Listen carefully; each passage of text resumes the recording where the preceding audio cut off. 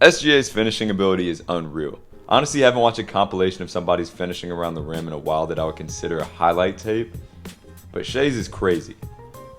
Whatever you throw at him defensively, he has an answer for it. And it's a beautiful mix of physicality and finesse, and then speed and patience.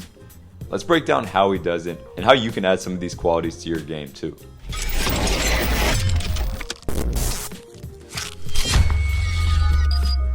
So let's establish this early. Shai is clearly fast. It's actually one of his better qualities. But I think most of the reason why he's so good around the rim is that he's never actually out of control. Like, very rarely. No matter how fast it seems like he may be going, he's always able to slow down to one of these slow-mo finishes, maybe to slightly change direction with his strides, or to put the brakes on super quickly and come to a full stop. And a lot of this comes from these long strides he takes in this area, which allow him to get this foot out in front and get into this nice deceleration shin angle.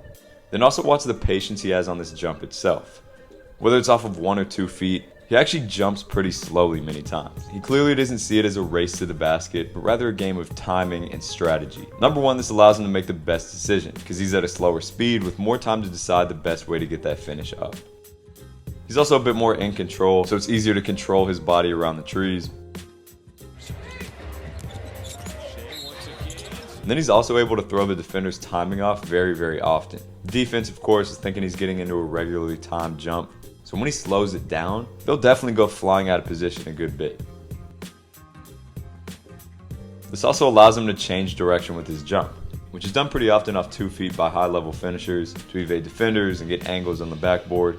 But off 1 foot, this is pretty unique, but it's killer. Defenders never expect you to jump a bit left or a bit right going off of 1, so if you can slow down and show the control to do this, it'll open up a lot for you. And with all this control, it helps to be able to elevate from a slower speed, which SGA is really, really good at. He doesn't need much momentum on his jump to 1, get up off the ground explosively, but number 2, to do it quickly, to really get off the ground in just a few milliseconds. This again opens up the opportunity for him to move at slower speeds and still get up and finish over bigs. You'll also notice how physical he is on his way to the rim. He's definitely what we consider to be quote-unquote wiry strong or just basketball strong, as he's really good with his timing and also just very fearless and aggressive. Notice these crazy angles that he gets into and how stable he remains even with a big lean into the defender. It's one of those things that I probably wouldn't even coach up, but he makes it work. He also understands the power of momentum. Does it really matter if that's a 7-footer, if he has a big head of steam towards them? Clearly not really. Of course, he's a taller player, but still. This is impressive how he moves centers consistently. And then in terms of timing of the actual finish after the contact, he'll more often than other players go up right after that bump. Because if you think about it, this is the time right here when the defense is at their biggest disadvantage. It just takes some skill to collect yourself from here and go straight into the finish. But notice that sometimes it is just a small little bump that does the work for him. This is nothing crazy, just allows him to keep his speed while bumping the defender slightly out of place. Then sometimes he'll get into this kind of bump euro where the defender may be displaced more in front of him, like here, so he's stepping around them to get into space. Or other times when he's just a bit out of control, it's a nice way to catch himself smoothly after a big bump. Whatever the context is, it's a great tool. Another thing I want you guys to watch is how good he is through craziness and chaos. Falling down, flailing, it doesn't matter, he can still finish. Granted, he creates a lot of this craziness with his own physicality at times, but he knows he can control it, which clearly makes him comfortable with creating this contact and then even jumping right back into this defender. Trust me, this is not something you develop with easy, basic drills. You gotta work on this, just saying. Also, to make all this contact a bit less risky, he's developed some really impressive skill tucking away the ball from his defenders. It's like he always has an idea of where the defender can reach and is able to keep the ball away from them. But because of this, sometimes he's finishing from weird release angles or paths on the finish, like here from his hip. And he's able to make this work. And speaking of different paths for the finish, he's amazing at rotating on finishes.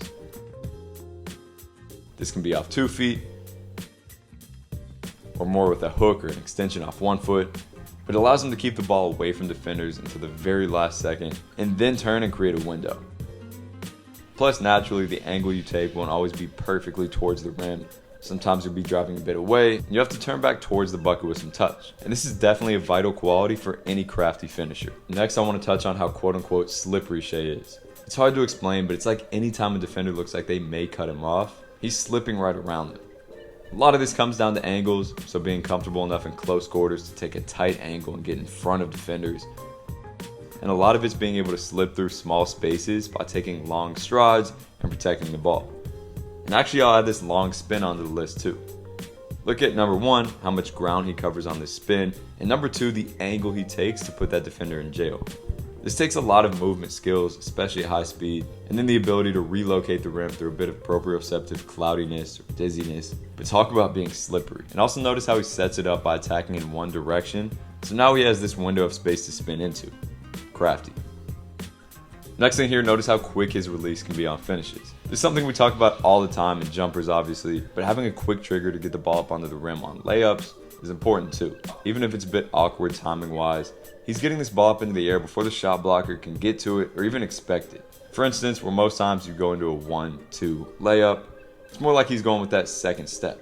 So it's 1-2 layup. And this feels awkward if you try it, but for that same reason it throws off the defender's time. This takes ball control and coordination, but clearly helps a lot. And it also helps when you're able to put the ball as high off the glass as he can too. Now the trajectory of the ball allows for it to go over the high hands of the defender. And he uses this a lot in front of the rim as well to give it a nice touch off the glass.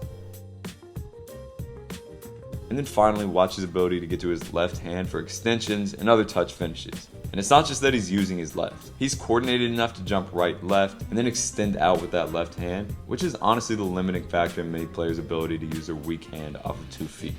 And he makes it look easy. So hopefully you guys enjoyed this breakdown. Hopefully you're going to be able to take something with you that you can add to your own game. As always, if you enjoyed this video, make sure to stay tuned in, subscribe, all that good stuff. Follow me on Instagram at ByAnyMeansBasketball. And if you want to train for these qualities, check out the link for my virtual academy that I'll put in the description. See you next time.